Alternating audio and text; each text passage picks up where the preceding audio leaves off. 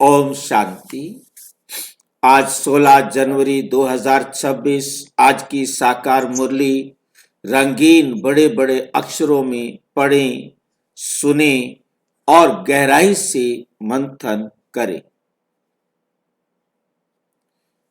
हम प्रतिदिन प्रातः 4 बजे, 6 बजे, शाम को 4 बजे, 8 बजे मुरली मंथन करते हैं। आप सभी भी इस मुरली मंथन में साथी व सहयोगी बन सकते हैं, जिसके लिए इसी वीडियो के डिस्क्रिप्शन बॉक्स में लिंक दिया हुआ है, जिस लिंक से सवेरे शाम चारों समय आप सुविधा अनुसार जुड़ सकते हैं। यदि आपको जुड़ने में कठिनाई हो रही है, लिंक समझ में नहीं आ रहा है, तो आप इसी वीडियो में जो आप देख रहे हैं सामने व्हाट्सएप नंबर चलती हुई लाइन में दिखाई दे रहा है, उस पर मैसेज करके लिंक मंगा सकते हैं, प्रश्न पूछ सकते हैं। आपका कोई सुझाव है तो वो सुझाव भी दे सकते हैं।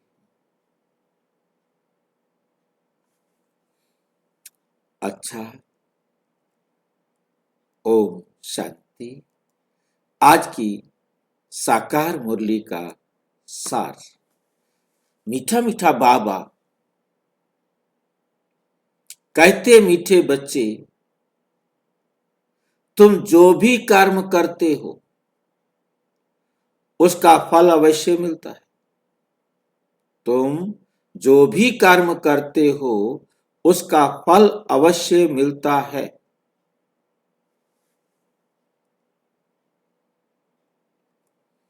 निष्काम सेवा तो केवल एक बाप ही करते। हम इस कर्म क्षेत्र में आए हैं। जिस सेकंड हमने कर्म क्षेत्र में एंटर किया, कर्मातीत अवस्था से कर्मधारी बने। परम धाम में हम कर्म अतीत अवस्था में थे और अब हम कर्मधारी बन गए हैं, कर्म क्षेत्र में आ गए हैं। अब कर्म के बिना तो रह नहीं सकते, और जो कर्म किया उस कर्म का फल निश्चित रूप से मुझे लेना ही लेना है। निश्चित रूप से मुझे लेना ही लेना है। ये बात हमें बहुत अच्छी तरह से याद रखनी है। तो तुम जो भी कर्म करते हो उसका फल अवश्य मिलेगा। कर्म क्षेत्र से आने के बाद कर्म क्षेत्र से घर जाने में पहले ही बराबर करके जाना। जैसे आए थे वैसे ही हमको परम धाम वापस जाना है। किसी का भी कार्मिक अकाउंट का कुछ भी हिसाब किताब नहीं रहता जो लेना या देना हो, तो इसलिए अवश्य हो जाता है लेना या देना। अब दूसरी बात है, निष्काम सेवा तो केवल एक बाप ही करते। कैसे होती है उनकी निष्काम सेवा? कौन समझा सकता है इस बात को? हमें तो लेना देना पड़ता है, परंतु बाबा को क्यों नहीं लेना देना पड़ता?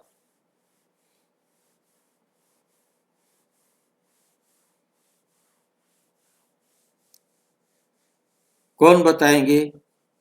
भाई जी, परमात्मा अपने गुण और शक्तियों को शेयर नहीं करते, हम शेयर कर देते। परमात्मा अपने गुण और शक्तियों को क्षय नहीं करते। जब वो कर्म क्षेत्र में आया तो उसके गुण और शक्तियां क्षय नहीं हुई क्या? नहीं भाई जी। ऐसा हो सकता है कर्म क्षेत्र में कोई आए और उसके गुण और शक्तियां क्षय ना हो? भाई जी, वो देहधारी है ही नहीं। फिर वो कर्म क्षेत्र में कैसे आया? ब्रह्मा बाबा का तन लेते हैं भाई जी। वो ब्रह्मा बाबा के तन में आए तो पराया तन भी लिया तो भी कर्म तो किया ना।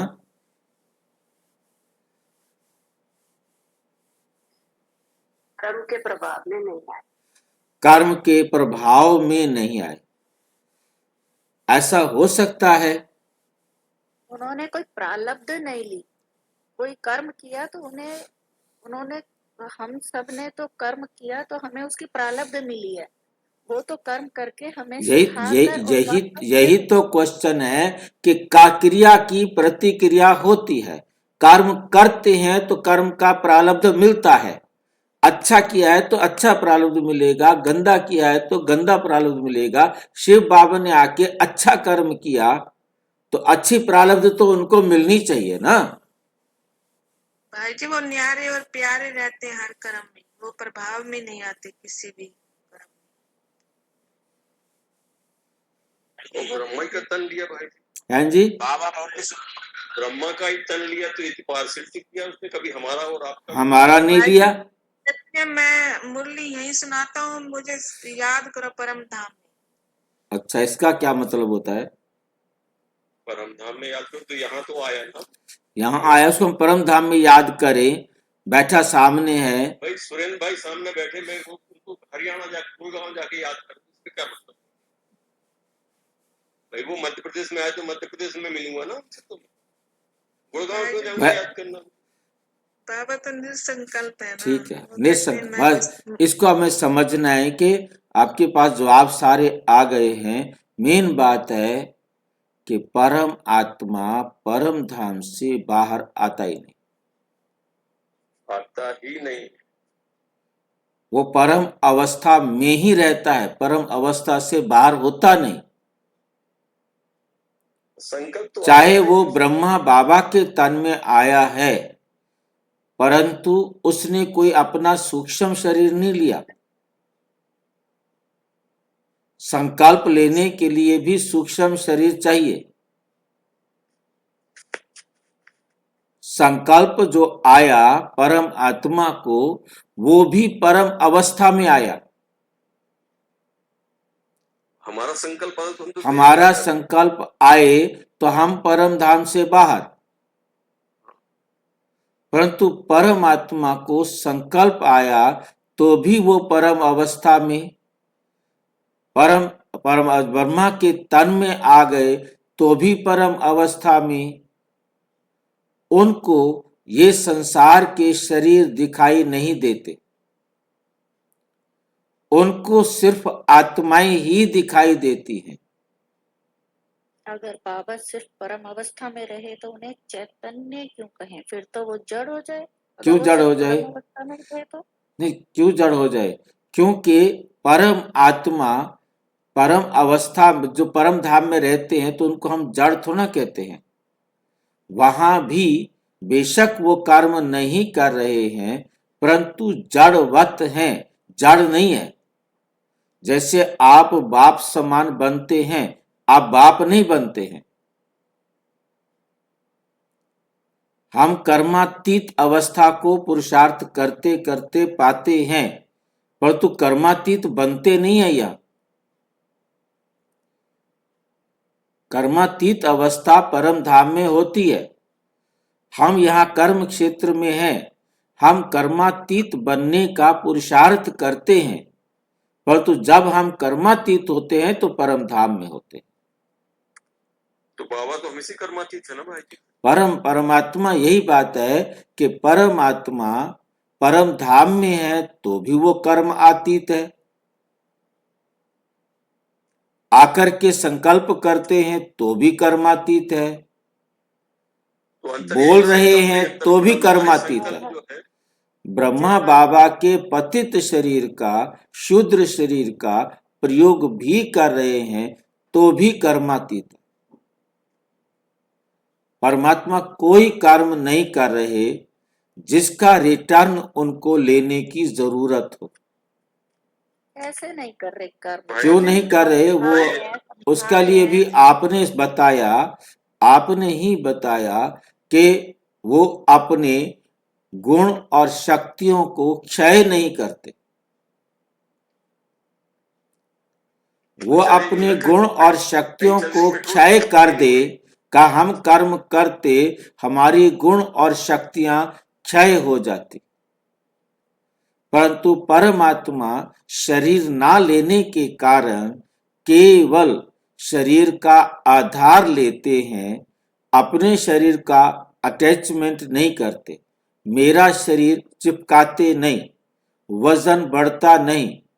वजन बढ़ता नहीं तो वजन वही का वही जीरो ही रहता है। चाहे वो शिव ब्रह्मा बाबा के पतित 4,900 साल पुराने शरीर में प्रवेश करते हैं, परंतु वे न्यारे और प्यारे रहते हैं।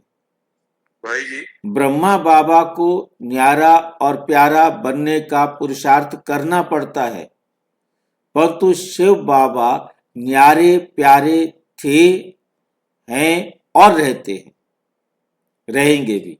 वो अपने न्यारे और प्यारेपन की अवस्था मेरा कहने से ही न्यारा प्यारा टूटता है। हम जब परम धाम से आत्माएं इस धरती पर उतरी, तब हमें ये था कि ये कॉस्ट्यूम है, इसको हमने पहनना है और इससे हमने रोल प्ले करना है। परंतु जब कॉस्ट्यूम पहन लिया तो सबके कॉस्ट्यूम सबके पास चले गए, तो क्या हुआ? ये मेरा कॉस्ट्यूम है, ये तेरा कॉस्ट्यूम है। धीरे धीरे ये कॉस्ट्यूम ही, ये शरीर ही हमारी पहचान हो गई। हमने आते ही शरीर को मेरा नहीं कहा था, परंतु जब हमने इसको यूज करना शुरू किया तो ये हमारी पहचान हो गई। जैसे किसी ड्रामा कंपनी के अंदर या बच्चे कोई नाटक करते हैं, किराए का लेके आते हैं उनके लिए ड्रेस, और उनको ये नहीं होता कि ये मेरी ड्रेस है, परंतु जब वो 2-3 बार रिहर्सल कर चुकते हैं तो उनको हो जाता है ये मेरी है भाई, वो तेरी है, वो वाली पहन, वो तू पहन, वो तू पहन। सबकी ड्रेस अलग अलग हो जाती है। उससे उनको मेरेपन का अटैचमेंट हो गया। और यदि वो ड्रेस आई है, उसने एक बार पहनी है और चली गई और वापस ड्रेस वही वापस दुकानदार के पास चली गई, तो कोई अटैचमेंट नहीं हुआ। आपको था ड्रेस पहनकर मैं रोल करना है, खत्म बात, रोल चली, तो आप न्यारे और प्यारे रहे। परंतु ड्रेस को मेरा कहते ही क्या हो जाता है? अटैचमेंट हो जाता है। अटैचमेंट फिर आपको खींचता है, तो उसका हिसाब बराबर करना पड़ेगा। तो मेरा ब्रह्मा की देखो तो मेरा कहता ना ब्रह्मा, नहीं, मेरा शरीर नहीं कहते। ब्रह्मा बाबा के तन का आधार लेते हैं, कभी नहीं कहते कि ये मेरा शरीर है। नहीं आपके तन का क्यों नहीं लेते? कभी आपके लेते, कभी अच्छा, ब्रह्मा का मेरे तन का क्यों नहीं लेते? उसका आधार, उसका जो आंसर है वो अलग है। वो है ड्रामा फिक्स है। मेरा रोल मेरा फिक्स है। मेरे रोल में यदि फिक्स होता कि शिव बाबा ने आकर तन का आधार लेना है तो लेते। तो ड्रामा की ढाल लेना है इसमें। ढाल तो सारी हैं बाबा के पास, राउंड राउंड जलेबी है ना सारी, गोल गोल करके। हाँ जी ढाल तो ली ना, यहाँ तो सहारा लिया ना ढाल का। भाई जी, जलेबी की तरह काम करता है बाबा, बिल्कुल अलग रहता है। आके सबके तन का आधार लेता है। यदि किसी को बाबा ने ज्ञान देना है और उस समय आपका शरीर खाली मिल गया, आपके शरीर का ड्रामा अनुसार उन्होंने उपयोग करना है, उस समय आपके शरीर का आधार लेकर उन्हें ज्ञान सुनाकर गायब हो जाएगा। नाम गाते रहना, मैंने सुनाया हूं। बाबा कहते बच्चे पहचान नहीं पाते। संकल्प में अंतर क्या हुआ? हाँ जी भाई जी, बाबा को फिर हमेशा परम अवस्था में क्यों कहेंगे? बाबा ने समझाया कि यदि मैं यहाँ आकर मुरली भी सुना रहा हूँ तो भी तुम मुझे परम धाम, परम अवस्था में ही याद करो। मेरे कोई संसार में याद नहीं करना।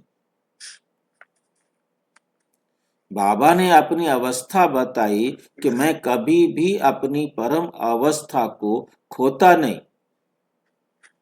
होएगा तब जब वो इस संसार के कर्म क्षेत्र में आएगा। कर्म क्षेत्र में आने के बाद यदि अपनी अवस्था को वो खो दे तो उसे भी जन्म मरण के चक्र में आना पड़ेगा। इसलिए मैं इस संसार को भोगता नहीं, मैं तुम्हारा भोग खाता नहीं, पानी मैं पीता नहीं, 5 तत्वों का जो शरीर है उसको मैं भोग ही नहीं करता। मैं तो केवल ब्रह्मा बाबा के मुख का उपयोग करता हूं, वरना मैं आपसे बात करूं कैसे। मुझे बोलने के लिए मुख चाहिए, इसलिए मैं इसके मुख का आधार लेता हूं। जब मैं इसके मुख का आधार लेता हूं, आपको भी पढ़ाता हूं, इसको भी पढ़ाता हूं, इसको भी पढ़ाता हूं। उस समय ये मेरे लिए जैसे आप जैसे ये, बस फर्क इतना है, इसके कान थोड़ा नजदीक है, आपके कान थोड़ा दूर है। हाँ जी, ये सब बातें समझ में आती हैं। उनके संकल्प नहीं है और हमारे संकल्प है, ये अंतर तो हुआ। बिल्कुल। तो हमें बहुत क्लियर समझना है कि परमात्मा कहीं कुछ भी काम नहीं होता जो उसे लेकर जाना पड़े, लेने का फिर इंतजार करना पड़े। वो कर्म क्षेत्र में आते हैं, परंतु एकदम कोई कर्म ऐसा नहीं करते जिससे उनके गुण और शक्तियां क्षय हों। भाई जी जड़वत के बारे में बता दे। जड़वत बताया ना, जैसे क्या होता है कि पेड़ और पौधे हैं, इनको मैं पहले जड़ ही समझता था, और बाबा ने आके कहा कि ये जंगम है, ये जंगम आत्मा है। बाबा की मुरली के शब्द है, ये जंगम, इनमें जंगम आत्मा होती है। हम आत्माओं में भावनाएं होती हैं, इनके पास भावनाएं नहीं है, जिसके कारण ये जड़वत है, जिसके कारण ये जड़वत है। और तीसरी अवस्था है जड़। जड़ में स्वयं कुछ भी करने की, गति करने की अभी कोई बात नहीं है। हमारे में और पेड़ पौधों में ये अंतर है, एक समानता है कि हम अपने जैसी संतान उत्पन्न करते हैं, पेड़ पौधे भी अपने जैसा बीज बनाते हैं। हम सांस लेते हैं, वो भी सांस लेते हैं। हम भी 5 तत्वों से बने हैं, वो भी 5 तत्वों से बने हैं। उनको भी गति है, उनमें सब मतलब बाकी सब कुछ है, एक उनके पास ब्रेन नहीं है। एक उनके पास ब्रेन ना होने का कारण आत्मा को बैठने की सीट नहीं है, जहां से उनके पूरे उसका कंट्रोल हो, जहां उसके पास भावनाएं हो, जहां उसके पास अपने आप को सुधारने की, अपने आप को परिवर्तन करने की, अपने आप को बचाव करने की कोई मतलब कंट्रोलिंग पावर हो। हमारे पास आज्ञा चक्र है, जहां हम आत्माएं बैठकर पूरे शरीर को कंट्रोल करती हैं। वो आत्माओं के पास ये क्वालिटी नहीं है। भाई जी जब जो ये साइंस के क्या कहते हैं ना, सीआईडी वाले भी अक्सर पेड़ों का रुख देख के, यहाँ पर ऐसा हुआ है, पेड़ों का मुख ऐसे घुमा हुआ है, उनके गमले का मुख ऐसे घुमा हुआ है, तो पेड़ों को कुछ तो होता है इनके अंदर, कोई किसने कैसी भावना से उनमें पानी दिया है, क्या हुआ है, तो उनका असर पड़ता है इन पे, इनके अंदर भावनाएं हैं। भावनाओं का हमारा उनके ऊपर असर पड़ेगा, परंतु वो अपनी कोई भावना अभिव्यक्त नहीं कर सकते। हमने अपने संकल्प से जाकर पेड़ पौधों को कहा मर जाओ, नष्ट हो जाओ, ये हो जाओ, और वो नष्ट हो गए। हमें, परंतु वो उसकी प्रतिक्रिया नहीं कर सकते कि ये हमें कहें, हम उसके बावजूद भी हम जीवित रहे। वो हमारे संकल्पों का असर है कि हमने संकल्प करके उनको विनाश की तरफ ले गए। हमने संकल्प करके उनको श्रेष्ठ बनाया। योग के द्वारा हमने यौगिक खेती की। अब वो हमारे आधार पर है, हमने जिधर मोड़ा वो उधर मुड़ गए, उन्होंने कुछ नहीं करना। अब वहां से कोई दुष्ट आत्मा की प्रतिक्रिया हुई है और वो प्रतिक्रिया के कारण उनके ऊपर प्रभाव पड़ा है। अब आप यदि सक्षम हैं, आप उसको जान सकते हैं, तो वो आपकी बात है।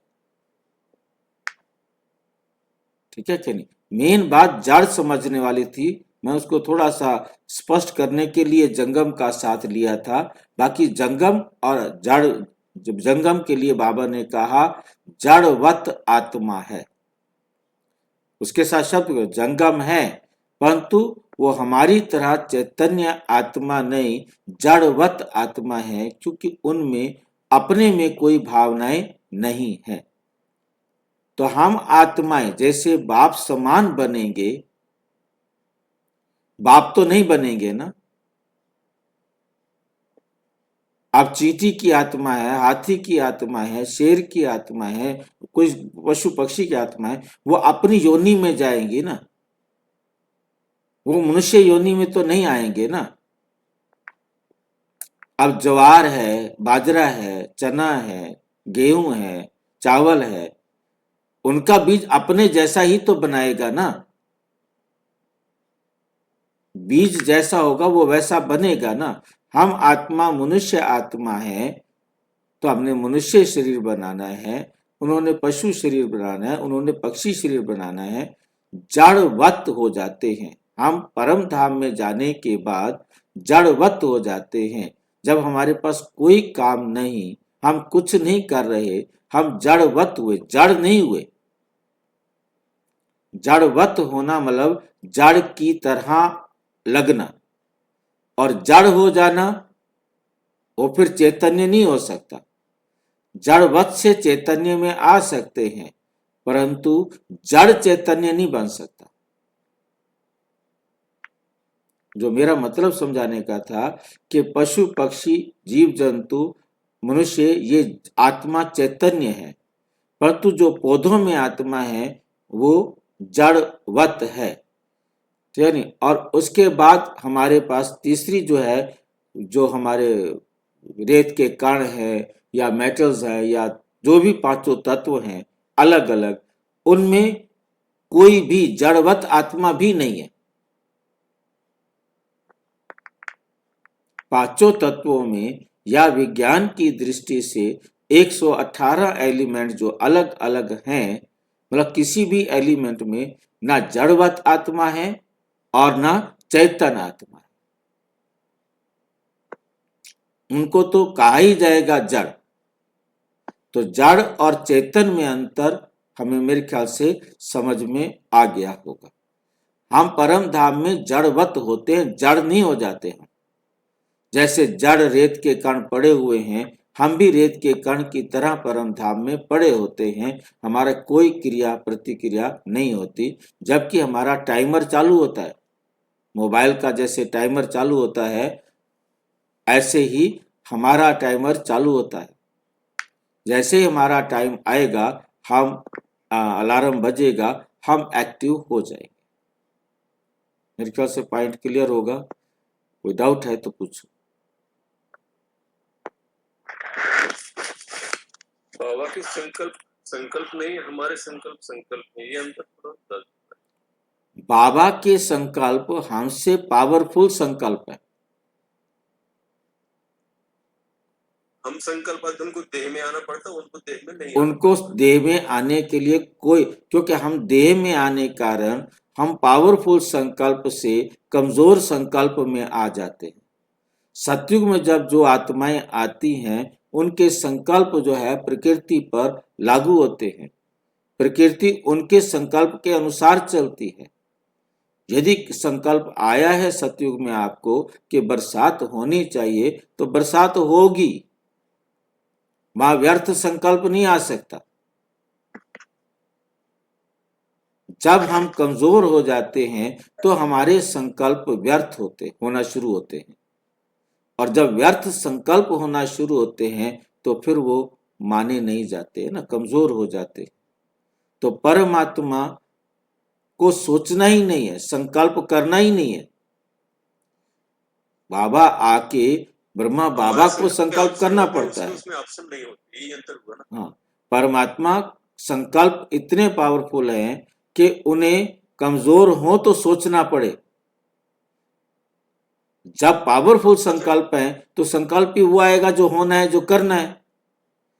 जैसे हमारे संकल्प में पावर कम हुई, शक्ति क्षीण हुई, क्षय हुई, तो हमें सोचना पड़ता है, पूछना पड़ता है, भाई कैसे करूं, दीदी कैसे करूं, हमें पूछना पड़ेगा, क्योंकि हमारे पास संकल्प करने की क्षमता नहीं है, हम निर्णय करने की क्षमता में नहीं है, हमारा संकल्प निर्णायक नहीं है, हमारा संकल्प में डाउट लग रहा है, हमें क्लियरिटी नहीं है कि इधर जाऊं कि उधर जाऊं। ये करूं, हमारे पास ऑप्शन है, उनके पास कोई ऑप्शन नहीं है। बाबा को ऑप्शन देखना ही नहीं है। हाँ, मतलब ऑप्शन नहीं है, मतलब बस एक ही काम है, बस सीधी सी बात। इसी कारण वो सुप्रीम है। ठीक है। प्रश्न, अनुसार ये क्लास बड़ा वंडरफुल है, कैसे? यहां मुख्य मेहनत कौन सी करनी होती है? उत्तर, यही एक क्लास है जिसमें छोटे बच्चे भी बैठे हैं, बूढ़े भी बैठे हैं। ये क्लास ऐसा वंडरफुल है जो इसमें अहिल्याएं, कुब्जाएं, साधु भी आकर एक दिन यहाँ बैठेंगे। यहाँ है ही मुख्य याद की मेहनत, याद की मेहनत, क्योंकि ये एक ऐसा क्लास है परमपिता परमात्मा जो सारे संसार की आत्माओं को एक साथ पढ़ाता है, सारे संसार की आत्माओं को एक साथ पढ़ाता है, चाहे उसमें पहली क्लास का बच्चा है, चाहे दूसरी क्लास का, चाहे 10वीं क्लास का, चाहे बीए का, चाहे एमए का, मतलब किसी भी लेवल का है, बच्चा है, बूढ़ा है, जवान है, स्त्री है, पुरुष है, हर एक के लिए एक ही क्लास है, एक ही टीचर है, दूसरा कोई टीचर ही नहीं है। एक ही ज्ञान देता है, एक ही रास्ता दिखाता है, दूसरा कोई रास्ता भी नहीं दिखाता। जैसे मास्टर जी, हाँ जी, हम देखते हैं, सोचते हैं, करते हैं, वो हमारा संस्कार बनता है। संस्कार से हमारा भाग्य बनता है, और भाग्य से नहीं, कर्म बनता है, कर्म से भाग्य बनता है। तो परमात्मा भी तो मतलब देखते हैं, उसका आधार लेते हैं, तो उनका संस्कार नहीं बनता, नहीं कर्म नहीं अच्छा बनता। भाई जी, संस्कार बनना और बिगड़ना तभी होता है जब कोई चीज क्षय हो या कोई चीज फालतू हो। उसके पास ना क्षय होनी है ना फालतू होनी है। जी, मैंने जो है ना आपको सुख दे दिया, आपके पास अपना तो था ही था, मैंने आपको कुछ सुख दे दिया, प्लस हो गया ना आपके पास। अब वो आपको मुझे रिटर्न करना है, तभी तो आप बराबर होंगे, तभी तो आप बराबर होंगे। मैंने आपको दिया, मैंने जब दिया तो मैं बॉडी में होने के कारण अपना क्षय किया, मैंने कुछ भी काम किया, मैंने आपको सुख दिया। अब मैंने आपको सुख दे दिया है, वो सुख आपको मुझे रिटर्न करना है, क्योंकि आपने लिया है। परमात्मा जो भी देते वो सिर्फ उतना वैसे ज्ञान दिया उन्होंने, उनका कोई ज्ञान कम नहीं हुआ, उनका ज्ञान वैसे का वैसा है, उसके अलावा वो संसार की कोई चीज नहीं देते।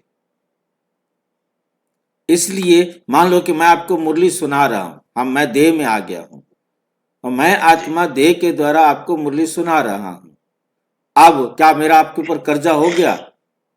क्या आप मुझे बैठ करके इतनी देर मेरा सिर खाएंगे? नहीं, मैं अपने लिए मुरली पढ़ रहा हूं, आप अपने लिए मुरली सुन रहे हो। हम इस समय सारे बराबर हैं, ठीक है कि नहीं? परंतु क्या होता है कि मेरे कारण आपको कोई सुख मिल रहा है, कुछ राहत मिल रही है। अब आपके कारण भी मेरे को राहत मिल रही है, और उसके आधार पर हम एक दूसरे के संपर्क में आएंगे, हमारा संबंध बन गया, क्योंकि हम एक शरीर में आए हुए हैं। परमात्मा शरीर में आया ही नहीं, तो वो हमारे साथ उस प्रकार से संबंध में नहीं आता, उस प्रकार से संपर्क में नहीं आता जो उसे फिर लेना देना करना पड़े।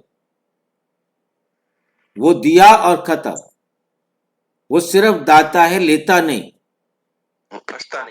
फंसता नहीं। हम यहाँ देह में आने के कारण देने के बाद लेने के लिए मजबूर हो जाते हैं, क्योंकि उसने अपना कुछ क्या किया नहीं, उसे कुछ चाहिए नहीं, वो हमसे लेगा ही नहीं। हम उससे क्या देंगे? हम उसको ज्ञान सुनाने बैठ जाए, ज्ञान दिया अच्छा तो बैठ, हम तेरा सिर खाएंगे। कहां से सिर खाए? उसका सिर ही नहीं है जी, ठीक है कि नहीं? तो यहां पर आकर चाहे कोई अहिल्या बन गए हैं, चाहे कोई कुब्जाएं बन गए हैं, चाहे कोई साधु बन गए हैं, जैसे भी हैं, उन सब का जो है कल्याण करते, एक साथ पढ़ाते। और अहिल्या हमने समझ लिया था, उसे कहा जाता है जो विकारों में जाने के कारण पत्थर बुद्धि हो गए। उन्होंने अपनी शक्तियां इतनी खर्च कर दी हैं कि अब उसे कितना भी समझाया जाए उसको समझ में नहीं आता। कुब्जाएं हैं जो बहुत चालाक हैं, जो धूर्त हैं, जो मक्कार हैं, जो टेढ़े मेढ़े हैं। साधु जो संसार से अपने आप को विरक्त कर गए हैं, संसार से उन्होंने अपने आप को हटा लिया है, ईश्वर से मिलने की उनकी इच्छा है, सब आकर एक दिन यहां बैठेंगे। सबने आकर यहीं से ज्ञान लेना है। यहां है ही मुख्य याद की मेहनत। याद का मतलब हमें समझ में आया कि बाबा की श्रीमत पर चलने की मेहनत है। कौन कितना बाबा की श्रीमत पर चलेगा उतना ही वो प्राप्ति करेगा। जो बाबा की श्रीमत पर चलेगा नहीं तो प्राप्ति भी करेगा क्या? क्योंकि बाबा आकर ऐसा वंडरफुल टीचर है, वो हर आत्मा को आकर क्योर करता है। उसके लिए संसार में एक पद्धति है नेचर क्योर, प्राकृतिक रूप से प्राकृतिक साधनों के द्वारा शरीर का इलाज करना, जिसके अंदर वो पानी की थेरेपी करते हैं। कहीं पानी ज्यादा पिलाएंगे, कहीं पानी कम पिलाएंगे, कहीं ठंडा पिलाएंगे, कहीं धूप का पानी पिलाएंगे, कहीं कुछ और साधन मिलाकर देंगे। पानी जो हमारे नेचुरल सामान प्रकृति में मिलता है उसी को ही देंगे। जैसे चाहे वो फल हो, चाहे वो बीज हो, चाहे पत्ते हो, चाहे जड़ हो, कोई भी चीज हो, वो उन चीजों का उपयोग करेंगे जिसके द्वारा आपका इलाज हो, आप ठीक हो जाए। मिट्टी का प्रयोग करना, ऐसी चीजों का नेचुरल, उसको नेचरप्योथी कहते हैं कि नेचर में जो हमें उपलब्ध है उसी के द्वारा हमने अपने आप को ठीक करना है, अपने आप को स्वस्थ करना है। उसको वो नेचर क्योर कहते हैं। अब नेचर शब्द में दो आ जाते हैं, एक है स्थूल नेचर और एक है सूक्ष्म नेचर। आत्मा की नेचर को स्वभाव कहते हैं और स्थूल नेचर में ये संसार की जो वस्तुएं हैं वो आ जाती हैं, प्राकृतिक रूप से, नेचुरल रूप से जो मिलती हैं। तो उसके द्वारा परमात्मा कहते, जब मैं आकर आपके स्वभाव संस्कारों का इलाज करता, मैं नेचर क्योर करता हूं, ठीक है। एक होती है आत्मा की नेचर क्योर और एक होती है शरीर की नेचर क्योर। मैं आकर आत्मा की नेचर क्योर करता हूं, जिससे आत्मा भी पवित्र बनती है, तो आत्मा के पवित्र बनने से शरीर का भी नेचर क्योर हो जाता है। और उसके लिए परंतु याद के लिए ज्ञान चाहिए। याद से आत्मा का नेचर क्योर होगा, आत्मा के नेचर की ओर से शरीर का नेचर की ओर होगा, परंतु याद के लिए क्या चाहिए? ज्ञान। बिना ज्ञान के याद नहीं कर सकते। यदि ज्ञान ही नहीं लिया, वो याद कैसे करेगा? इस बात को हमें समझना। अच्छा, रात के राही थक मत जाना, सुबह की मंजिल दूर नहीं है। अच्छा, मीठे मीठे रूहानी बच्चों ने गीत सुना। रूहानी बाप बच्चों को इसका अर्थ भी समझाते हैं। वंडर तो ये है, गीत अथवा शास्त्र आदि बनाने वाले, गीत अथवा शास्त्र आदि बनाने वाले इसका अर्थ नहीं जानते, हर एक बात का अनर्थ ही निकालते हैं। रूहानी बाप जो ज्ञान का सागर है, जो ज्ञान का सागर है, पतित पावन है, वो बैठ इनका अर्थ बताते हैं। राजयोग भी बाप ही सिखलाते हैं। तुम बच्चे जानते हो, अभी फिर से राजाओं का राजा बन रहे हैं, और स्कूलों में ऐसे कोई थोड़े ही कहेंगे, और किसी स्कूल में ऐसे नहीं कहेंगे कि हम फिर से बैरिस्टर बनते हैं। फिर से ये अक्षर किसको कहने भी नहीं आएगा, ये सिर्फ हमें ही कहने आता है कि हम फिर से ये बनेंगे, परंतु दुनिया में और किसी को फिर से कहना भी नहीं आएगा। तुम कहते हो हम 5000 वर्ष पहले मिसल फिर से बेहद के बाप से पढ़ते हैं। ये विनाश भी फिर से होना है। हर एक्ट हमेशा हम 24 घंटे याद रखें, जो कुछ भी हम कर रहे हैं, करने जा रहे हैं, उसके साथ याद रहे कि हम फिर से कर रहे हैं, हम फिर से कर रहे हैं। पानी पी रहे हैं तो फिर से पी रहे हैं, खाना खा रहे हैं तो फिर से कर रहे हैं, व्यर्थ संकल्प कर रहे हैं तो फिर से कर रहे हैं, और जो कुछ भी कर रहे हैं तो याद आएगा कि अच्छा, इसका मतलब पहले भी मैंने व्यर्थ किया था, अब तो ना करूं, अब तो संभल जाऊं। तो मेरे को जब ये याद आएगा फिर से कर रहा हूं, तो फिर से मुझे बचना है। जो भी अब मैं दोबारा कर रहा हूं, कम से कम मैं दोबारा अच्छे से अच्छा करूं, ताकि मेरा फिर से हमेशा के लिए अच्छा हो जाए। जो बीत चुका है वो तो मेरे हाथ में नहीं है, परंतु जो मेरे हाथ में है उसको तो मैं संभालूं, क्योंकि वर्तमान में रहना समझ में आ जाएगा। पास्ट याद आते ही वर्तमान भी याद आएगा, क्योंकि जब ये याद आएगा कि मैं फिर से ये कर रहा हूं, तो वर्तमान में हूं ना, तो अब मैं ध्यान दूं कि मैं फिर से वो गलती ना करूं जो पहले कभी की होगी। अब मैं अपने वर्तमान में अटेंशन दूं, वर्तमान में मैं क्या करूं? अटेंशन दूं। जब ये वर्तमान में अटेंशन आएगा तो सुधार आएगा। ये विनाश भी फिर से होना है, पहली बार थोड़ा होना है। हमें दुख कोई मिलेगा तो हम उस दुख को भी सुख समझेंगे, पहले भी तो मिला है। पहली बार तो हो तो सोचना पड़े कि क्या किया जाए। हर कल्प करते आए हैं, हर कल्प हमने कैसे इसको फेस किया था, वैसे ही अब फेस करेंगे। तो अब हम उसके लिए तैयार हो जाते हैं, भयभीत नहीं होते हैं, तुरंत उसको फेस करने में शक्ति आ जाती है। कितने बड़े बड़े बॉम्ब्स बनाते रहते हैं, बहुत पावरफुल बनाते हैं, रखने के लिए तो नहीं है। अब इतने सारे बॉम्ब्स बनाए हैं, वो रखने के लिए तो नहीं है। बनाए हैं तो वो चलेंगे ना, कहीं तो चलेंगे ना, कि उनको रखा रखेंगे? क्या करेंगे? उनको रखे रखेंगे कि चलाएंगे? चलाएंगे चलाएंगे जी। ये बनाते हैं ना, ये विनाश भी शुभ कार्य के लिए है ना। तुम बच्चों को डरने की कोई दरकार नहीं है, ये है कल्याणकारी लड़ाई। बाप आते ही हैं कल्याण के लिए, कहते भी हैं बाप आकर ब्रह्मा द्वारा स्थापना, शंकर द्वारा विनाश का कर्तव्य कराते हैं। बाप आकर ब्रह्मा द्वारा स्थापना, शंकर द्वारा विनाश का कर्तव्य कराते हैं। सो ये बम्स आदि हैं ही विनाश के लिए, इनसे जास्ती और कोई चीज है नहीं। साथ साथ नेचुरल कैलेमिटीज भी होती हैं, उनका कोई ईश्वरीय कैलेमिटीज नहीं कहेंगे। ये कुदरती आपदाएं ड्रामा में नूंद है, यह कोई नई बात नहीं।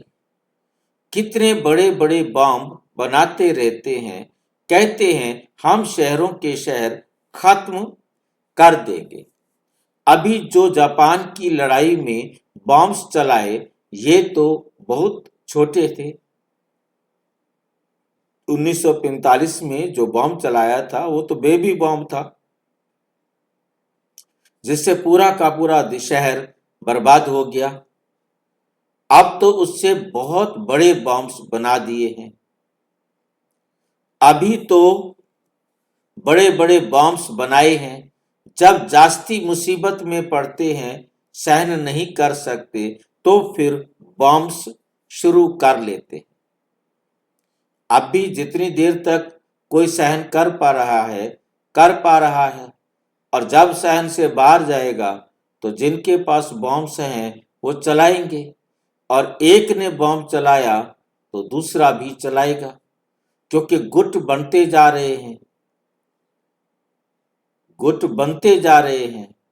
अब जब गुट बन जाएंगे तो नेचुरल, जैसे नाटो ने तय किया कि एक देश पर आक्रमण, सब देश अपना समझेंगे आक्रमण है, तो हम सारे मिल करके उसका सामना करेंगे। ऐसे गुट बनते जा रहे हैं। एक अमेरिका का गुट बन रहा है, तो एक रूस का गुट बन रहा है, एक चाइना का गुट बन रहा है। ये तीनों विनाशकारी प्लानिंग करने वाले हैं, क्योंकि जिसके पास पावर होती है, power corrupts a man, absolute power corrupts absolutely. जिसके पास जितनी ज्यादा पावर होती है वो उतना ज्यादा करप्ट होता है। अब अमेरिका के पास ज्यादा पावर है, वो अमेरिका इस समय बहुत ज्यादा करप्ट बना हुआ है। वो जो मर्जी करे तानाशाह के रूप में दिखाई दे रहा है। अब कोई तानाशाह बनेगा तो नेचुरल विरोध तो होगा ही। कब तक इसकी तानाशाही चलेगी? हर चीज का अपना परिवर्तन होना है। अब कोई तो ज्यादा शक्तिशाली बनेगा, तभी तो अपना अहंकार दिखाएगा, और फिर अहंकार के बाद वो टूटेगा। तो इसी प्रकार से हमें बहुत अच्छी तरह से समझ में आ रहा है कि एकदम अरबों रुपया खर्चा करते हैं बॉम्ब्स बनाने के लिए। कितने बना रहे हैं उनकी गिनती नहीं है, और इन बनाने वालों को तनख्वाह भी बहुत होती है। तो तुम बच्चों को खुशी होनी चाहिए। ये बॉम्ब्स किस लिए बन रहे हैं? कौन बताएंगे ये बॉम्ब्स किस लिए बन रहे हैं? पुरानी दुनिया का विनाश करने के लिए। हाँ, हमारे पुराने घर का विनाश करें, ताकि हमारे लिए नया घर बनाया जा सके। क्योंकि जब तक पुराना घर टूटेगा नहीं तो नया घर बनेगा कैसे? तो खुशी की बात है, ये विनाश अच्छे बॉम्ब्स बने। बाबा ने एक मुरली में जिक्र किया कि दादी या जो एडवांस पार्टी में गए हैं वो इसी प्रकार की सेवाओं में लगे हुए हैं, ताकि इतने अच्छे विनाशकारी बॉम्ब्स बने कि बच्चों को कोई तकलीफ ना हो। बस एक ही सेकंड में सारी दुनिया साफ हो जाए। तो मतलब सारी आत्माएं, मतलब उस समय, मतलब पूरे वर्ल्ड के अंदर बॉम्ब्स चलेंगे, वो एक ही सेकंड होगा जो सारी दुनिया स्वाहा हो जाएगी। सब आत्माएं, जो मतलब बहाना तो कुछ भी बनेगा ना, तो सारी की सारी आत्माएं एकदम अपना शरीर छोड़ेंगे। कार्मिक अकाउंट बराबर हुआ, और परम अवस्था में पहुंच जाएंगे। इन बनाने वालों की तनख्वाह भी बहुत होती है, तो तुम बच्चों को खुशी होनी चाहिए। पुरानी दुनिया का ही विनाश होना है। तुम बच्चे नई दुनिया के लिए पुरुषार्थ कर रहे हो। नई दुनिया के लिए क्या कर रहे हो? पुरुषार्थ कर रहे हो। विवेक भी कहता है पुरानी दुनिया खत्म होनी है। जरूर बच्चे समझते हैं कलयुग में क्या है, कलयुग में क्या है और सतयुग में क्या होगा। तुम अभी संगम पर खड़े हो, जानते हो सतयुग में इतने मनुष्य नहीं होंगे। सतयुग में इतने मनुष्य नहीं होंगे, तो कितने होंगे? थोड़े से होंगे। तो इन सब का विनाश होगा। कहाँ 9 अरब और कहाँ जैसे कहा जाता है 9 लाख। ये कुदरती आपदाएं, ये आपदाएं कैसी हैं? कुदरती आपदाएं। इन कुदरती आपदाएं का मतलब क्या होता है? ऑटोमेटिक आने वाली आपदाएं, क्योंकि हमने इनको बिगाड़ा है, उसके कारण ये आपदाएं आ रही हैं। तो हमने बिगाड़ा, हम बिगड़े, हमने बिगाड़ा, तो अब उसकी प्रतिक्रिया में सारा कुछ क्या होना है? सुधरना है। अति पर जाकर परिवर्तन होना है। एक परिवर्तन होता है जब कलयुग से सतयुग होता है, और दूसरा परिवर्तन होता है जब त्रेता से द्वापर होता है। वो परले होती है, ये महापरले होती है। मतलब उसमें परले होती है कि धरती के टुकड़े टुकड़े हो जाते हैं, एक खंड बिखर जाता है, और ये होता है कि सारे बिखरे हुए खंड एकदम प्योर होकर वापस एक खंड बन जाते हैं। एकदम फिर से नए सिरे से दुनिया का चलना शुरू होता है, और इसमें 1 साल लगता है। आपदाएं कल्प पहले भी हुई थी। पुरानी दुनिया खत्म होनी ही है। कैलेमिटीज तो ऐसी बहुत होती आई हैं, कैलेमिटीज होती आई हैं, प्राकृतिक आपदाएं होती आई हैं, परंतु वे होती हैं थोड़ी अंदाज में। जैसे अभी जो ठंड पड़ी है, कई देशों के अंदर, रूस का मैं देख रहा था, 146 साल का रिकॉर्ड टूटा है। 146 साल पहले रूस के अंदर ऐसी ठंड पड़ी थी। तो इस प्रकार से मतलब अलग अलग देशों का अलग अलग समय का रिकॉर्ड टूट रहा है। तो ये इस वर्ष ठंड सबसे ज्यादा पड़नी है। तो बहुत होती है ये, परंतु वे होती है थोड़ी अंदाज में। अभी तो ये पुरानी दुनिया सारी खत्म होनी है। तुम बच्चों को तो बहुत खुशी होनी चाहिए। तुम बच्चों को क्या होनी चाहिए? बहुत खुशी होनी चाहिए। हम रूहानी बच्चों को परम पिता परमात्मा बाप बैठ समझाते हैं, ये विनाश तुम्हारे लिए हो रहा है। ये भी गायन है, रुद्र ज्ञान यज्ञ से विनाश ज्वाला प्रज्वलित हुई। कई बातें गीता में हैं जिनका अर्थ बड़ा अच्छा है, परंतु कोई समझते थोड़े ही हैं। वे शांति मांगते रहते हैं, और तुम कहते हो जल्दी विनाश हो तो हम जाकर सुखी होंगे। बाप कहते हैं सुखी तब होंगे जब सतो प्रधान बन होंगे। बाप अनेक प्रकार की पॉइंट्स देते हैं, फिर कोई की बुद्धि में अच्छी रीति बैठती है और कोई की बुद्धि में कम। बुढ़ियाएं समझती हैं शिव बाबा को याद करना है, बस उनके लिए समझाया जाता है अपने को आत्मा समझ बाप को याद करो। फिर भी वर्षा तो पा लेती है, साथ में रहती है। प्रदर्शनी में सब आएंगे, अजामिल जैसी पाप आत्माओं, गणिकाओं आदि सबका उद्धार होने का है। मेहतर भी अच्छे कपड़े पहनकर आ जाते हैं। गांधी जी ने अछूतों को फ्री कर दिया। फ्री कर दिया मतलब उनको साधन सुविधाएं कुछ फ्री में दे दी, साथ में खाते भी हैं। बाप तो और भी मना नहीं करते। बाबा कहते सब आत्माएं बराबर हैं, परंतु स्वच्छता का जरूर ध्यान रखना है। समझते हैं इन्हों का भी उद्धार करना ही है। काम से कोई कनेक्शन नहीं, काम चाहे कोई कुछ भी करे, परंतु व्यवहार और संस्कार हमारे अच्छे होने चाहिए ना। बाप के साथ बुद्धि योग लगाने का सारा मदार क्या है कि कितना वो बाबा की श्रीमत पर चलेंगे, उनकी बुद्धि कितना बाबा की डायरेक्शन के अनुसार निर्णय करती है। क्योंकि सारा दिन जितने भी निर्णय हैं बुद्धि ने करने हैं, और बुद्धि को निर्णय करने की जो ज्ञान है, समझ है, विधि है, वो शिव बाबा से ही मिलती है। बुद्धि जब परमात्मा के डायरेक्शन अनुसार निर्णय करना सीख जाती है, तब सतो प्रधान देवी देवता बनते हैं। तो बुद्धि से याद करना मतलब बुद्धि जो है वो परमात्मा की डायरेक्शन पर चले। फिर पुनर्जन्म लेते लेते अंत में आकर पतित बने हैं, अब फिर मुझ आत्मा को पावन बनना है। तुमको मालूम है सिंध में एक भीलनी आती थी, भीलनी मतलब क्या बोलते हैं जिसको, शेड्यूल ट्राइब, है नहीं।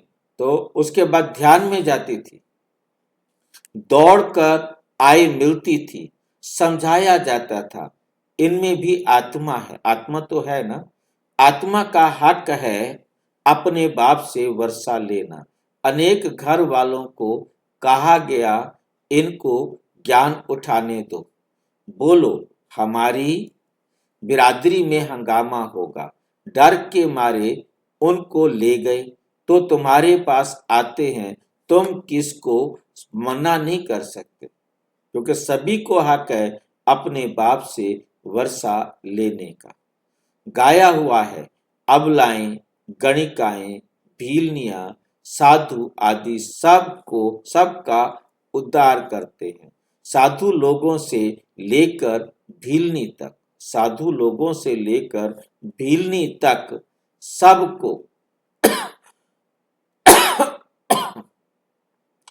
सबकी जो है, तुम बच्चे अभी यज्ञ की सर्विस करते हो, इस सर्विस से बहुत प्राप्ति होती है, बहुतों का कल्याण हो जाता है। दिन प्रतिदिन सर्विस की बहुत वृद्धि होगी, दिन प्रतिदिन क्या होगी, सर्विस की बहुत वृद्धि होगी। बाबा बैजेस भी, जो बैज हैं, बाबा बैजेस भी बनवाते रहते हैं, कहाँ भी जाओ तो इस पर समझाना है। ये बाबा, ये दादा, ये बाप का वर्षा। अब बाप कहते हैं मुझे याद करो तो तुम पावन बन जाएंगे। गीता में भी है माम एकम याद करो, मुझ एक को याद करो। ये सिर्फ उनमें मेरा नाम उड़ाए बच्चों का नाम दे दिया है, उनमें मेरा नाम उड़ाए क्या कर दिया है, शिव बाबा के नाम की जगह कृष्ण का नाम दे दिया है। भारतवासियों को भी यह पता नहीं है कि राधे कृष्ण का आपस में क्या संबंध है, उनकी शादी आदि की हिस्ट्री कुछ भी नहीं बताते। दोनों अलग अलग राजधानी के हैं, ये बातें बाप बैठ समझाते हैं। क्योंकि राधा कहाँ जन्म लेगी, कृष्ण कहाँ जन्म लेगा, परंतु वो मिलेंगे, परंतु जब वो इस समय मिलते हैं तो भी वो ये नहीं समझते कि हम पति पत्नी हैं या पति पत्नी बनेंगे, उनको ये स्मृति नहीं है। देखिए कितनी कमाल की बात है कि जब ब्रह्मा बाबा और सरस्वती के रूप में हैं, शिव बाबा से पढ़ रहे हैं, तब उनको ये मालूम है कि हम अगले जन्म में पति पत्नी बनेंगे। परंतु जब उन्होंने कृष्ण के रूप में और राधा के रूप में जन्म ले लिया, भल वो मिल करके काम भी करते होंगे, मिलते भी होंगे, परंतु उन्हें ना तो विकारी दृष्टि आती है और ना ही इस संबंध की बात आती है। उनके अंदर यही होता है कि हमने इस विश्व के लिए, नई दुनिया के लिए हमने ये साधन जुटाने हैं, ये साधन इकट्ठे करने हैं, क्योंकि हर एक को पता है कि विनाश होने वाला है, सभी ऐसे ऐसे साधन बना रहे हैं। जैसे अभी मैं ईरान के बारे में सुन रहा था कि उसने अपने परमाणु बम्स ऐसी जगह पर रखे हैं कि अब इतनी नीचे हैं वो धरती के अंदर कि उसके ऊपर कोई अटैक भी करे तो वहां तक किसी के उसका विनाश करने का प्रभाव नहीं होगा।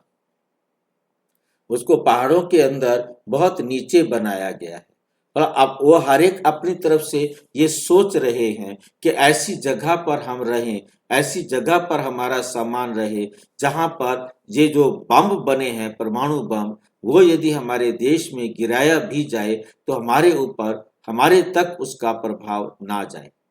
तो उसके लिए दो जगह हैं, एक धरती के अंदर बनाना, एक पानी के अंदर बनाना। क्योंकि अंदर बनाना पड़ेगा तो जहां पर परमाणु बम का असर नहीं हो। अभी एक ग्लेशियर के लिए जिसे कई साल हो गए हैं टूट करके अलग हुए, अब वो फिसलते फिसलते फिसलते बहुत जल्दी से पिघलता जा रहा है और अब वो क्या हो गया है कि गर्म पानी के संपर्क में आ गया है। अब वो ग्लेशियर बहुत जल्दी जो है ना पिघल जाएगा और वो पिघलने के कारण सी लेवल अप होगा। ये मतलब अनुमान कितना सी लेवल अप होगा, अब ये पूरा पानी जो भी पिघलेगा वो सारे समुद्र के लेवल को कितना बढ़ाएगा वो डिपेंड करेगा। उसकी कैलकुलेशन देख रहे हैं सारे। तो ये बातें बाप बैठ समझाते हैं। ये अगर समझ जाएं और कह दें कि शिव भगवानोवाद तो सब उनको भगा दे। कहें तुम यहाँ फिर कहां से आए हो, कहां से सीखे हो, वे कौन सा गुरु है, कहे बीके हैं तो सारे और बिगड़ जाए, इन गुरुओं की राजाई ही चट हो जाए। ऐसे बहुत आते हैं, लिख कर भी देते हैं, फिर गुम हो जाते हैं। बाप बच्चों को कोई भी तकलीफ नहीं देते हैं, बहुत सहज युक्ति बतलाते हैं। कोई को बच्चा नहीं होता है तो भगवान को कहते हैं बच्चा दो, फिर मिलता है तो उनकी बड़ी परवरिश, अच्छी परवरिश करते हैं, पढ़ाते हैं। फिर जब बड़ा होगा तो कहेंगे अब अपना धंधा करो। बाप बच्चे को परवरिश कर उनको लायक बनाते हैं तो बच्चों का सर्वेंट ठहरा ना। बाप क्या हुआ, बच्चों का सर्वेंट। ये बाप तो बच्चों की सेवा कर उनको साथ ले जाते हैं। वो लौकिक बाप समझेगा बच्चा बड़ा हो अपने धंधे में लग जाए, फिर हम बूढ़े होंगे तो हमारी सेवा करेगा। ये बाप तो सेवा नहीं मांगता, शिव बाबा तो सेवा नहीं मांगता। ये तो है ही निष्काम, इसे कोई कामना नहीं। हम तो बच्चा पैदा करने के पीछे भी कामना है, हमारा स्कूल जाने के पीछे भी कामना है, हमारी तो संसार में आने के बाद संसार की कामनाएं कामनाएं कामनाएं ही जुड़ी हुई है। बच्चा पैदा होगा, डॉक्टर बनेगा, इंजीनियर बनेगा, शादी करेगा, बच्चे करेगा, यही उसकी बुद्धि में भरा जाता है।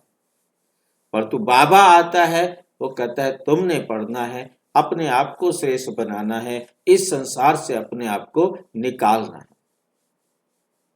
अब ये संसार की कोई चीज आपके किसी काम की नहीं है। तो जब तक जीता हूं तब तक बच्चों का फर्ज है हमारी संभाल करना। दुनिया वाले समझते कि मैं जब तक बूढ़ा हो गया हूं, अब बच्चों का फर्ज है मेरी संभाल करें। शिव बाबा को इसकी सेवा की हमारी जरूरत ही नहीं है। ये कामना रखते हैं, परंतु शिव बाबा को कोई कामना नहीं कि मेरे को खाना खिलाए, खाना नहीं खाता, संसार की कोई चीज यूज ही नहीं करता, तो उसको कोई कामना ही नहीं है, उससे कोई इच्छा ही नहीं है, उसको कुछ चाहिए ही नहीं, उसे कोई जरूरत ही नहीं। तो उसे किसी भी प्रकार की किसी भी आत्मा से कोई कामना, कोई इच्छा नहीं, इसलिए उसे निष्काम सेवाधारी कहते हैं। मनुष्यों को तो इच्छा रहती है, मैंने काम किया है तो उसके बदले में पैसे मिले, मैंने काम किया है तो बदले में मेरे को मिले। तो बाबा कहते हैं कर्म क्षेत्र में आए हो तो आप कर्म करते हो तो उसको बदले में आपको मिलता है।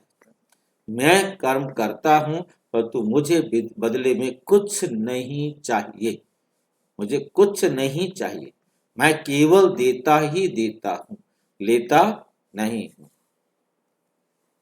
ये बाप तो कहते हैं मैं निष्काम सेवा करता हूं, हम राजाई नहीं करते हैं, मैं राजा नहीं बनता। बाबा कहते मैं सत्युग को आके देखता भी नहीं कि वहां तुम क्या खाते हो, कैसे रहते हो। मैं कितना निष्कामी हूं और कुछ भी करते हैं, और जो कुछ भी करते हैं उसका फल उनको जरूर मिलता है। ये तो सबका बाप कहते हैं। शिव बाबा जो सबका बाप है, ये तो कहते हैं सबका बाप कहते हैं, मैं तुम बच्चों को स्वर्ग की राजाई देता हूं, तुम कितना ऊंच पद प्राप्त करते हो। मैं तो सिर्फ ब्रह्मांड का मालिक हूं। सो तुम भी हो, परंतु तुम राजाई लेते हो और गंवाते हो। हम राजाई नहीं लेते ना गंवाते हैं। हमारा ड्रामा में ये पार्ट है। तुम बच्चे सुख का वर्षा पाने का पुरुषार्थ करते हो। तुम बच्चे क्या करते हो? सुख का वर्षा पाने का पुरुषार्थ करते हो। बाकी सब सिर्फ शांति मांगते हैं। वो गुरु लोग कहते हैं सुख काग विष्ठा समान है। सुख क्या है? काग विष्ठा समान है। इसलिए वे शांति ही चाहते हैं। वे ये नॉलेज उठा ना सके। उनको सुख का पता ही नहीं है। उनको सुख का पता ही नहीं है। बाप समझाते हैं शांति और सुख का वर्षा देने वाला एक मैं ही हूं। सतयुग त्रेता में गुरु होता नहीं। सतयुग त्रेता में गुरु होता नहीं। वहां रावण ही नहीं, वे है ही ईश्वरीय राज्य। ये ड्रामा बना हुआ है। ये बातें और किसकी बुद्धि में बैठेंगी नहीं। तो बच्चों को अच्छी रीति धारण कर और ऊंच पद पाना है। अभी तुम हो संगम पर। जानते हो नई दुनिया की राजधानी स्थापन हो रही है। तो तुम हो ही संगम युग पर। कहाँ हो? संगम युग पर हो। बाकी सब है कल युग में। ये तो कल्प की आयु ही लाखों वर्ष कह देते हैं। घोर अंधियारे में है न गाया भी हुआ है। कुंभकर्ण की नींद में सोए पड़े हैं। विजय तो पांडवों की गाई हुई है। विजय किसकी गाई हुई है? विजय तो पांडवों की गाई हुई है। तुम हो ब्राह्मण। यज्ञ ब्राह्मण ही रचते हैं। ये तो है सबसे बड़ा बेहद का भारी ईश्वरीय विद्यालय रुद्र यज्ञ। ईश्वरीय रुद्र यज्ञ है। ये हद के यज्ञ जो दुनिया में होते हैं, वो हद के यज्ञ अनेक प्रकार के होते हैं। ये रुद्र यज्ञ एक ही बार होता है। सतयुग त्रेता में फिर कोई यज्ञ नहीं होता। छोटा मोटा बड़ा कोई भी यज्ञ सतयुग त्रेता में नहीं होता। द्वापर से यज्ञ शुरू होते हैं, क्योंकि वहां कोई आपदा आदि नहीं होती। सतयुग त्रेता में कोई आपदा आती नहीं जो आपदा से बचने के लिए कोई यज्ञ किए जाए। सब हैं हद के यज्ञ। दुनिया में जितने भी यज्ञ होते हैं वो हद के यज्ञ हैं। यह बेहद का यज्ञ है। ये बेहद बाप का रचा हुआ यज्ञ है, जिसमें बेहद की आहुति पड़नी है। फिर आधा कल्प कोई यज्ञ नहीं होगा। वहां रावण राज्य ही नहीं। रावण राज्य शुरू होने से फिर यह सब शुरू होते हैं। बेहद का यज्ञ एक ही बार होता है। इनमें ये सारी पुरानी सृष्टि स्वाहा हो जाती है। ये है बेहद का रुद्र यज्ञ। इसमें मुख्य है ज्ञान और योग की बात। योग अर्थात याद। याद अक्षर बहुत मीठा है। योग अक्षर कॉमन हो गया है। योग का अर्थ कोई नहीं जानते, कोई नहीं समझते। तुम समझा सकते हो। योग अर्थात बाप को याद करना। बाबा आप तो हमको वर्षा देते हैं बेहद का आत्मा बात करती है, बाबा आप फिर से आए हो, हम तो आपको भूल गए, हम तो आपको भूल गए थे, आपने हमको बादशाही दी थी, अब फिर आकर मिले हो, आपकी श्रीमत पर हम जरूर चलेंगे।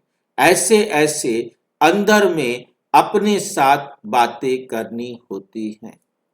बाबा आप तो हमें बहुत अच्छा रास्ता बताते हो, हम कल्प कल्प भूल जाते हैं, अभी बाप फिर अभूल बनाते हैं, इसलिए अब बाप को ही याद करना है, याद से ही वर्षा मिलेगा। मैं जब सन्मुख आता हूँ तब तुमको समझाता हूँ, तब तक गाते रहते हैं, तुम दुख हरता सुख करता हो। महिमा गाते हैं परंतु ना आत्मा को ना परमात्मा को जानते हैं। अभी तुम समझते हो इतनी छोटी बिंदी में अविनाशी पाठ नूंदा हुआ है। ये भी बाप समझाते हैं, उनको कहा जाता है परम पिता परम आत्मा अर्थात परम आत्मा। बाकी कोई बड़ा हजारों सूर्य मिसल नहीं हूं, मैं कोई बाकी बड़ा हजारों सूर्य मिसल नहीं हूं, हम तो टीचर मिसल पढ़ाते रहते हैं। कितने ढेर बच्चे हैं, ये क्लास तो देखो कितना वंडरफुल है, कौन कौन इसमें पढ़ते हैं। अबलाएं कुब्जाएं साधु भी एक दिन आकर बैठेंगे, बुढ़ियाएं छोटे बच्चे आदि सब बैठे हैं। ऐसा स्कूल कभी देखा यहाँ है? यहाँ है, देखा कभी? यहाँ है याद की मेहनत। जितना हम बाबा की श्रीमत पर चलेंगे, ये याद ही टाइम लेती है, श्रीमत पर चलने में ही टाइम लगता है, क्योंकि हमारी आदतें बिगड़ी हुई हैं। हमारी आदतें बन जाए बाबा की श्रीमत पर चलने की। याद का पुरुषार्थ करना ये भी ज्ञान है ना। बिना ज्ञान के याद पर पुरुषार्थ, याद करके पुरुषार्थ कैसे करें? याद के लिए भी ज्ञान चाहिए ना, कि कैसी कौन सी श्रीमत है जिस पर चलकर हम अपने अंदर सफलता प्राप्त कर सकते हैं। चक्र समझाने के लिए भी ज्ञान चाहिए। नेचुरल सच्चा सच्चा नेचर क्योर इसको कहा जाता है। ये है नेचुरल सच्चा सच्चा नेचर क्योर, आत्मा का नेचर क्योर। सच्चा सच्चा नेचर क्योर का मतलब क्या है? आत्मा का नेचर क्योर। इसको तुम्हारी आत्मा बिल्कुल प्योर हो जाती है, वे होती है शरीर की क्योर। दुनिया वाले नेचर क्योर करते हैं शरीर का, और यहाँ बाबा करते हैं आत्मा का। ये है आत्मा का क्योर। आत्मा में ही खाद पड़ती है।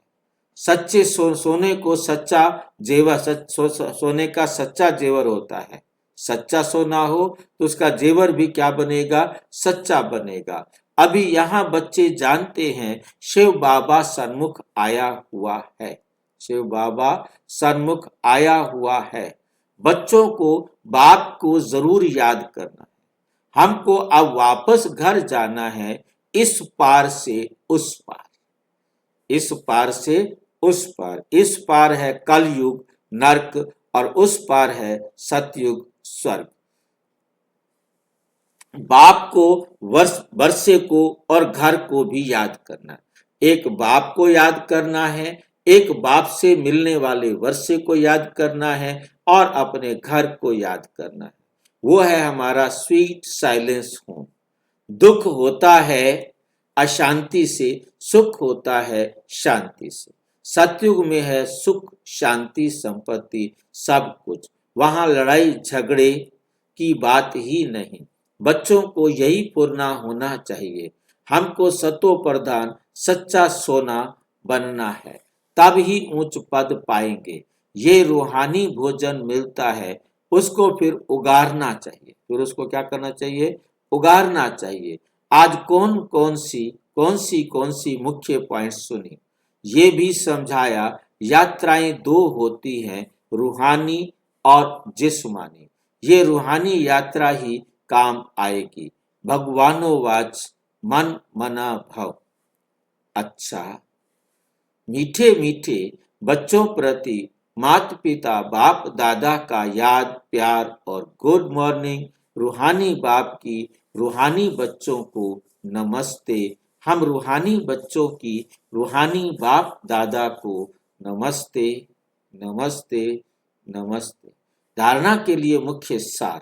नंबर 1, ये विनाश भी शुभ कार्य के लिए है। ये विनाश किस लिए है? शुभ कार्य के लिए। इसलिए डरना नहीं है। कल्याणकारी बाप सदा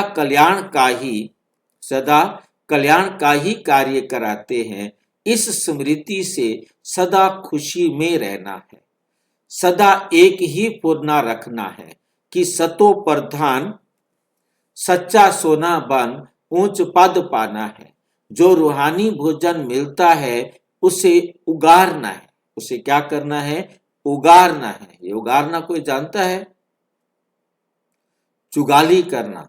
गाय जब एक बार खाने के लिए आती है तो एकदम बड़ा बड़ा मुंह में ऐसे भरती जाती है जैसे कि एक थैला भरा जा रहा हो, और जब खा लेती है, अपने पेट में भर लेती है, तो फिर बैठकर थोड़ा थोड़ा निकालती है और उसको उगारती है, जुगाली करती है। उसे और अच्छी तरह से पीसकर अपने पेट में भेजती है, तब उसका दूध बनता है, उसका मांस बनता है, उसका शरीर का विकास होता है। वरदान। स्वयं को जिम्मेवार समझकर हर कर्म यथार्थ विधि से करने वाले संपूर्ण सिद्धि स्वरूप भव। हर कर्म यथार्थ विधि से करने वाले संपूर्ण सिद्धि स्वरूप भव। संपूर्ण रूप से हम सिद्धि स्वरूप बने। इस समय आप संगम युगी श्रेष्ठ आत्माओं का हर श्रेष्ठ कर्म सारे कल्प के लिए विधान बन रहा है। तो स्वयं को विधान के रचयिता समझकर हर कर्म करो। इससे अलबेलापन स्वतः समाप्त हो जाएगा। संगम युग पर हम विधान की रचते। संगम युग पर हम विधान के रचयिता जिम्मेवार आत्मा है। ये लाइन बहुत इंपॉर्टेंट है अपनी बुद्धि में रखने वाली, कि संगम युग पर हम विधान के रचयिता, हम अपना अपना संविधान बनाते हैं। जिम्मेवार आत्मा है, हम विधान बनाते हैं, हम विधान बना के दुनिया को दिखाते हैं। अब जो शुरू में आए उन्होंने इस ज्ञान को समझा और उसको समझकर अपने जीवन में धारण किया। उन्होंने अपना संविधान हमारे सामने रखा, हमने उनके फुटप्रिंट्स पर चलना शुरू किया। हम किसी ना किसी को देखते हैं तब उसके अनुसार हम करते हैं। तो इसी प्रकार ब्रह्मा बाबा हमारे सामने द बेस्ट मॉडल है, हमने उसके अनुसार अपने आप को चलाना है। जितना हम उनके संविधान मतलब अपना अपना नियम बनाते हैं। हाँ, मेरा संविधान अलग है, आपका संविधान अलग है। आपने क्या करना है क्या नहीं करना है वो आपका संविधान हो गया। मैंने क्या करना है क्या नहीं करना ये मेरा संविधान हो गया। हमारे सबका संविधान अलग अलग अलग होता है, परंतु उसको बनाता तो कोई है ना। तो सबसे पहले ब्रह्मा बाबा अपना संविधान बनाते हैं, अपने आप को चलकर दिखाते हैं। शिव बाबा कहते हैं उसको फॉलो करो। अच्छा, फिर हमारे सामने दादियां आई, हमने दादियों को फॉलो करना शुरू किया। फिर दीदियां आई, हमने दीदियों को फॉलो करना शुरू किया।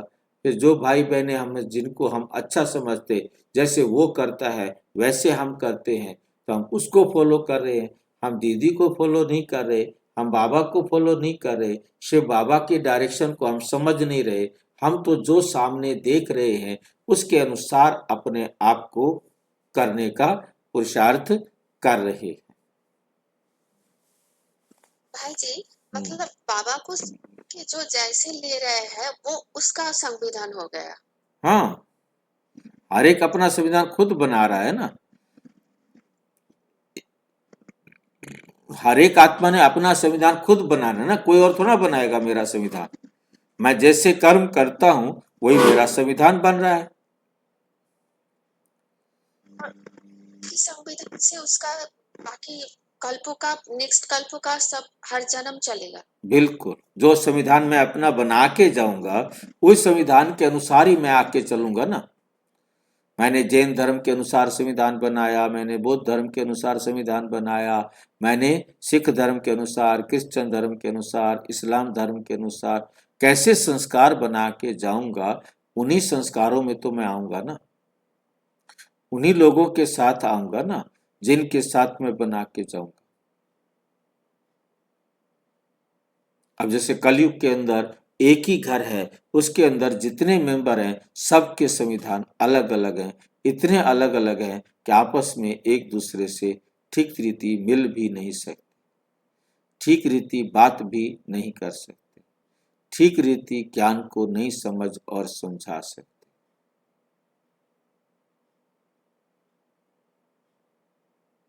कोई इलाज नहीं।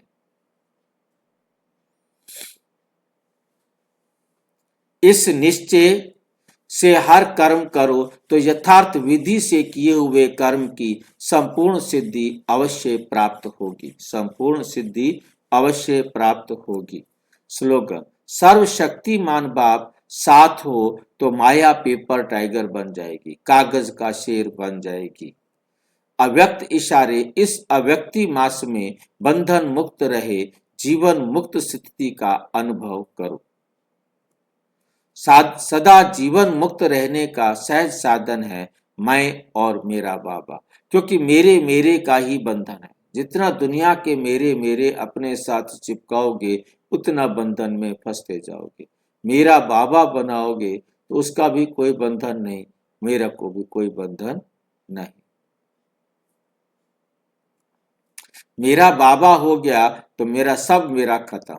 जब सब मेरा में समा गया, सब मेरा मेरा समाप्त हो गया तो बंधन मुक्त हो गए। तो यही याद रखना कि हम ब्राह्मण जीवन मुक्त आत्मा है, जीवन मुक्त आत्मा है। अच्छा, ओम शांति।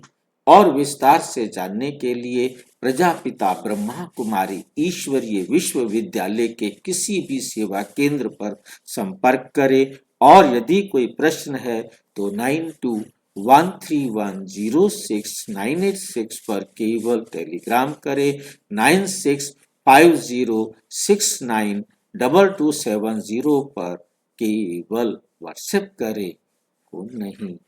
ओम शांति।